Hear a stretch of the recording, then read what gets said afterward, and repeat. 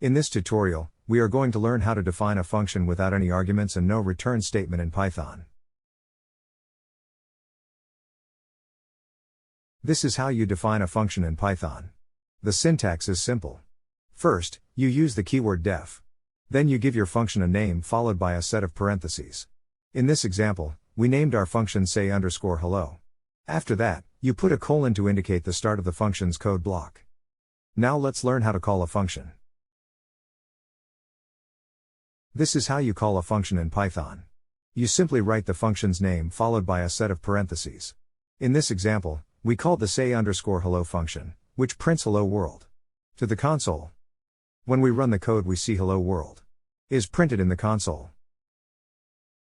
You might be wondering why we would use a function in our code. Well, functions are useful because they allow us to reuse code. Instead of writing the same code over and over again, we can define a function and call it whenever we need to use that code.